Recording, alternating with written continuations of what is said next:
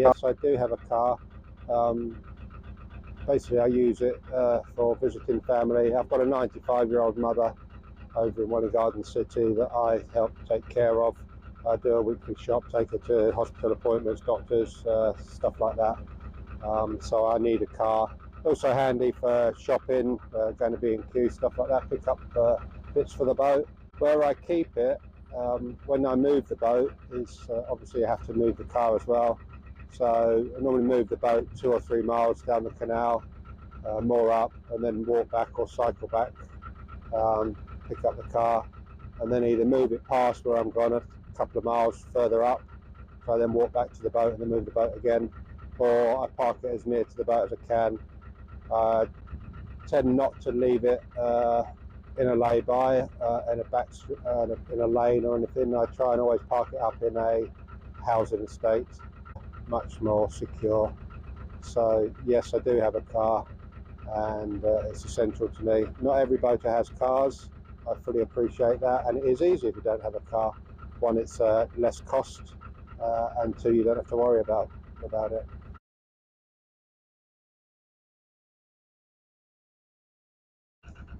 Luckily, I'm quite healthy, so it's not something that I sort of worry about. But I know it can affect a lot of other people, particularly in the seniors bracket. As far as doctors go, is I'm registered with my original family doctor over in Welwyn Garden City. So if I do need to go and see anybody and I'm over that way, then I'll arrange to go and see them. But luckily in the UK we've got the NHS system, which is very good, and if you do need to see a doctor, obviously you can go to a hospital if it's an emergency, but you can actually go into any doctors in the UK and tell them that you are a boater and that you're not near your local doctor, and I've not heard of anybody that hasn't actually not been able to get to see a doctor. So that's how you can go about arranging to see a doctor. In relation to prescriptions, if you are on medication of any kind, then you can arrange with your local pharmacy to have the prescription sent to a local pharmacy in the area you're at.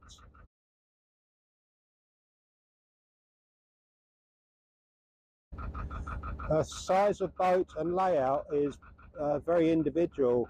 I can't really recommend any one type of boat because, as I said in one of my earlier videos, that you may see a boat that you like on a Apollo duck or in an advert, and it looks okay. When you actually get to see it, when you go and see it, it's not what you expected.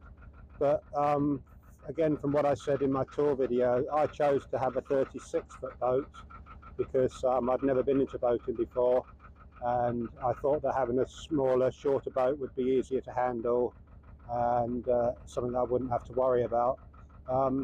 I do know from experience and just talking to other people that a 57-foot narrowboat is a sort of a standard sort of size, if there's such a thing, as to what a lot of people go for, and that's because it does give you a fair amount of room inside, particularly if it's more than just one person.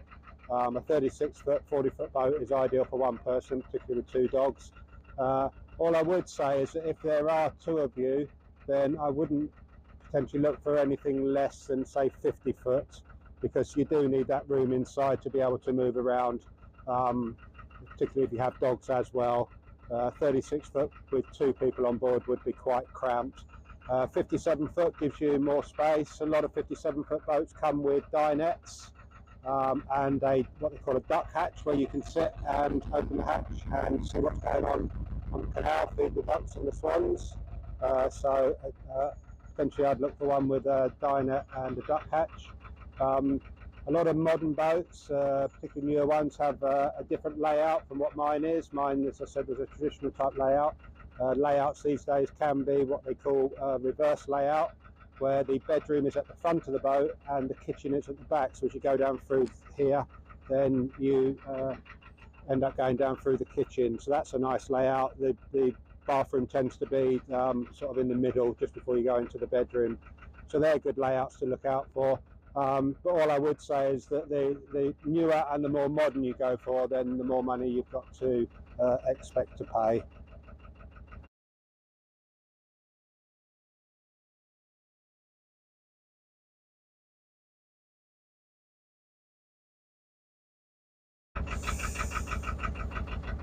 One thing to remember when you are a boat owner, particularly if you're a continual cruiser and you're not connected to any what we call shoreline facilities, i.e. you're connected to water or connected to electricity, which you can do in a marina, is one of the things I have to be conscious of is that everything that is on this boat, and as you can see we're moving at the moment, is everything I have.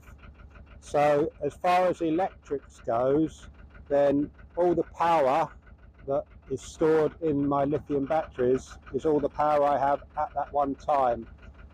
So the diesel heater itself is, yes, is connected to the power system, but it is a very low, what we call low wattage running diesel heater. So I had it running for over 6 hours yesterday. It was a bit of a chilly day yesterday, Sunday the 10th of November 2024. I started it about 3 o'clock in the afternoon. It was running till 9, and the batteries did not go down below 13 volts, so it didn't drain at all. So the Chinese diesel heater is not a very big drain on the batteries at all. There was another question in relation to the portable air conditioning unit that I've got. That can be a big drain on the power system you've got on the boat if you're not connected to a shoreline, and that's because the wattage of the item that you're using can be quite high. The wattage on the drainage wattage on the air conditioning unit is something like 1,200 watt hours. So it wouldn't take long to drain the batteries on the boat if I wasn't either using the portable generator which I've got, or the alternator which is attached to the engine, which is charging the batteries as we move along. So just be mindful that any items that you do buy or do have, they can be used on a boat. You just have to be mindful of how big the draw on those items is in relation to what you have battery wise.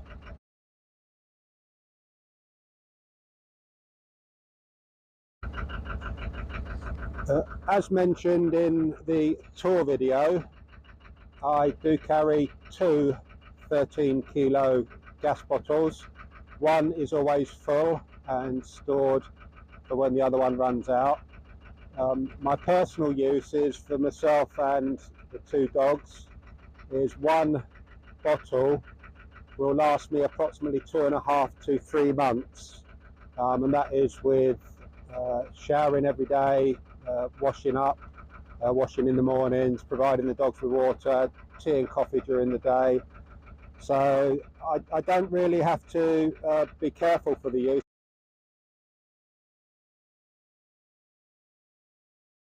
No, I don't have a permanent mooring. I am, as you ask, a continual cruiser, which basically means the license that I pay for requires me to move my boat every 14 days. You can move sooner than that, but the longest you can stay in one area is 14 days. Basically, Canal and River Trust expect you to move within the 14 days, and there is no hard and fast rule about how far you have to move, but they don't like you just moving, say, from where you've been moored a couple of 100 yards or no sort of less than a mile, a couple of miles to a new position, which does happen particularly around the London area where people are working, because they want to be near to where they work, or if they've got children, schools and so on. But you're not allowed to do that as a continual cruiser. That's why your license is cheaper than if you are in a mooring. So yeah, you have to move about 2 or 3 miles up the canal, and the ruling is that you have to move at least 21 miles in the year in any one direction. So for example, for me, Aylesbury Basin up to Marsworth Junction is approximately 6 miles, and then if I turn left and go down towards Leighton Buzzard, I can basically cruise up to the other side of Leighton Buzzard, sort of halfway between Leighton Buzzard and Milton Keynes, and that would be one journey of about 21 miles. Obviously you don't have to do that. There are other ways that you can go, but that's the way I choose. I choose to stay sort of in this area because I've got family local, and as I said earlier, I've got a 95-year-old mother in Welwyn Garden City that I go over a couple of times a week to see. So that's why I choose to be a continual cruiser. And one of the advantages of being a continual cruiser is your license is much cheaper. if you did have a mooring, my licence fee for this 36-foot boat at the moment is approximately just under £1,000, £998 I think for the year. Cost me £99.80 a month. But if you had a mooring, particularly in this area, or the nearer you get to London, it gets more expensive. Moorings in this area, leisure mooring, which is where you leave the boat and you don't live on it, but you go take it out, stay on it at weekends and that, called a leisure mooring. They are running approximately in this area about £400, £500, maybe £600, depending on how close you are to London. If you wanted a residential mooring, which is where you do actually live on the boat and you do actually get a residential address and a postcode, is I know that I had looked to see locally. The nearest one to here is a marina called Calrose Marina, and they also do one down at Apsley near Hemel Hempstead. Calrose Marina were looking for, I think it was £650 a month for the mooring fee to be residential, and Apsley I think it was 800, because that's Hemel Hempstead and obviously not far from London. But then if you want actually a proper permanent address, you do then have to pay council tax on top of that, and obviously you've then got your electric. Water is normally supplied by the marina, but you've then got your electric and other things like that. So it can cost you over £1,000 just for mooring, and then you've got your licence fee on top of that, because even though you're in a marina on a mooring, the water in the marina actually comes from the canal, and the canal is run by the Canal and River Trust. So you still have to pay your licence. So for me, if I wanted a residential mooring, say at Calrose, so that was £650 plus the £99, and then I think council tax brackets. I think I looked at it. Even though you're on a boat, believe it or not, it's council tax bracket C for the area, which I do believe was just under £2,000 a year. So I'm paying just over, I think it's about £1,200. I worked it out just to moor my boat without living costs, and it wasn't something that I was willing to do. So the cheaper way to live on a boat is to be a continual cruiser. I do actually put my boat into a marina if I'm going away anywhere for the summer, or if I need to leave it for extended periods. It's safer to do that. A lot of marinas, particularly in this area, the one that I've just come down past, Aylesbury Canal Society, they offer two weeks free mooring, which is handy, particularly because my daughter lives nearby to there. So when we went on holiday this summer, I went on holiday with my daughter and my grandson, and I left the boat in there for 2 weeks, and it didn't cost me anything. So there are ways around it, but no, I don't have a permanent mooring.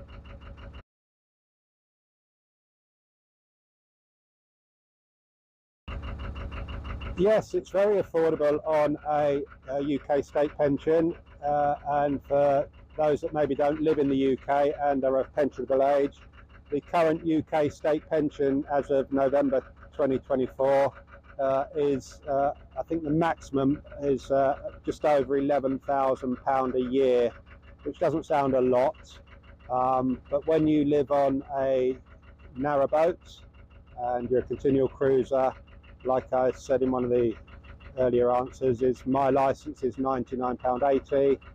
I budget for about £50 a month for my diesel. I budget about £10–15 a month for the gas. So my overall monthly costs to run this boat around about £200 a month. The rest of the money then is things like phone bill, running the car. Obviously I have a car which I have to insure. Oh, sorry, yeah, and the boat. This boat is insured, both for contents and for the outside of the boat as well. And I think that's £35 a month. So yeah, on top costs of all that are my other living costs. So my mobile phone, Wi-Fi connection, food and drink, insurance for the dogs, and so on. So yes, it is very doable on a UK state pension. I don't think you would get away with having a marina, living on a marina on a state pension, because as I just said, that can cost you over £1,000 a month, and that your state pension would take up just your mooring fees. So being a continual cruiser is doable on a UK state pension, but again, it's down to each individual.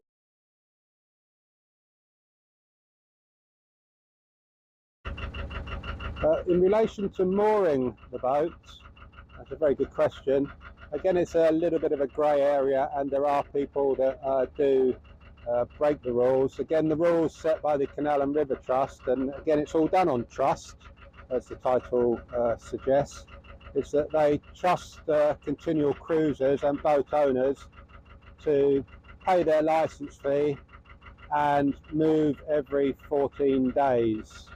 A lot of people, particularly again, as I said earlier, those that live down in the London area, is they don't move every 14 days, and they do run the risk of the Canal and River Trust seizing their boats, taking legal action against them, and costing them more than it would if they had a move.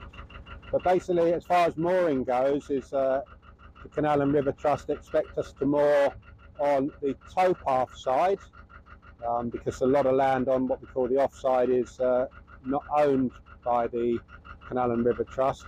The canal bank and the water in the canal is Canal and River Trust, but the actual land that you moor against is maybe local farmers or landowners, or maybe somebody's house or something. So you can't moor on the offside, on that side. The towpath at the moment is on this side, so I am expected to moor up on that side. You can, in an emergency sort of situation, if you can't find a mooring and you're only going to be there for overnight, it's moor on the offside, but that is few and far between, and it can happen, but you are expected to moor up on that side. You can just stop anywhere, but again, it comes down to individual circumstances. I personally don't like mooring up in town centres.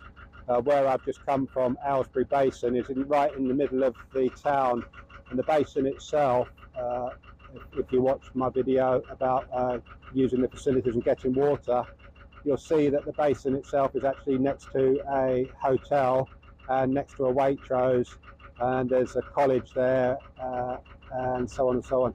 And it can get very noisy there. Your boat's not as secure in there, particularly at night time, with people moving around. So it's something that I don't like. I personally prefer being out in the countryside. Again, not always as secure as you may think. If you're in the middle of nowhere, you can get people come by, they bang on your boat sometimes or whatever, so it's something to bear in mind.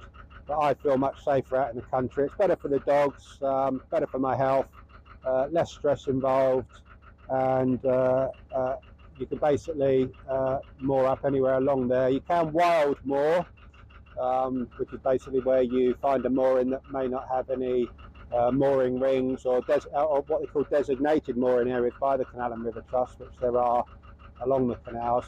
So you can wild moor. Some of the problems that you have there is that you don't necessarily know what the water line is like next to the bank, so you can actually ground yourself. Sometimes you can't get close enough into the bank, so you need to have like a gangplank. Mainly scaffold boards is what we use to get on and off. But yes, you can moor anywhere within reason. But I hope I've managed to answer all your questions. Thank you very much for those that posted them, and I will always endeavour to answer your questions directly on the comments box. If you have any more comments, if you have any more questions, then please feel free to ask them. I'm really enjoying making these videos, passing on my experience.